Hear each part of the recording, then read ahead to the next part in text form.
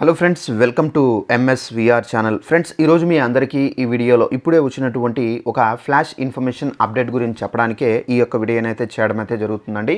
So ఆ flash information update ఏంటంటే, మన యొక్క ఏపీ రాష్ట్ర వ్యాప్తంగా పెన్షన్దారులకు సంబంధించి ఇవైతే మనకు ఉచితంగా ఇవ్వబోతున్నారండి.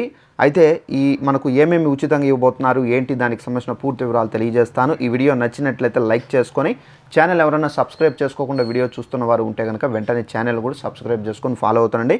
ఇక దీనికి సంబంధించి మనకు నోటిఫికేషన్ కూడా అయితే వచ్చింది. ఒకసారి ఆ నోటిఫికేషన్లో మనకు ఏమేమి డీటెయిల్స్ ఇచ్చారనేది మీకు క్లారిటీగా ఎక్స్ప్లెయిన్ అయితే చేస్తాను. సో ఇక్కడ మీరు చూసుకున్నట్లయితే ఉచితంగా మనకు సర్టిఫికెట్లు అనేవి పంపిణీ అయితే చేయబోతున్నారండి. ఏపీ ప్రభుత్వం అయితే మనకు ఈ కీలక నిర్ణయం అయితే తీసుకుంది. ఈ నెల 27వ తేదీ నుండి గ్రామ మరియు వార్డు సచివాలయాల్లో సదరం సర్టిఫికెట్లు అనేవి జారీ చేసేందుకు ప్రభుత్వం అయితే రంగం సిద్ధం చేస్తుంది. సో వైద్యులు తాజాగా నిర్ధారించినటువంటి వైకల్య శాతంతో కూడినటువంటి పత్రాలు అనేది ఉచితంగా అయితే ఇవ్వబోతున్నారు. అయితే అర్హత లేకున్నా కానీ దివ్యాంగు కోటాల్లో చాలామంది పెన్షన్లు పొందుతున్నారని చెప్పి ప్రభుత్వం గుర్తించి, సో దీంతో ప్రభుత్వం ఈ విషయం పైన అయితే గత కొద్ది రోజులుగా నుంచి ఫోకస్ అయితే పెట్టి వైద్య బృందాలతో పాటు తనిఖీలు అయితే నిర్వహించింది.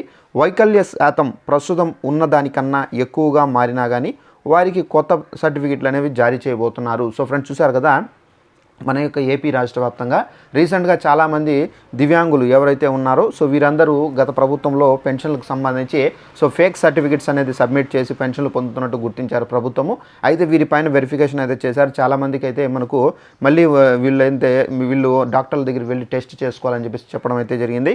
సో దీని కారణంగా చాలామంది అయితే చేసుకున్నారు. సో వీరికి ఏంటంటే ఈ నెల 27వ తేదీ నుండి మనకు సదరం సర్టిఫికెట్లు అనేవి ఉచితంగా అయితే పంపిణీ అయితే చేయబోతున్నారండి.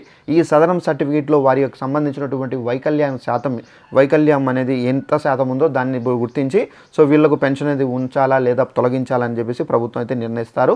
సో ఇదండి మనకు ఉన్నటువంటి ఇన్ఫర్మేషన్. ఈ వీడియో నచ్చినట్లయితే లైక్ చేసుకొని ఛానల్ను సబ్స్క్రైబ్ చేసుకొని ఫాలో అవుతానండి. Thanks for watching this video. All the best.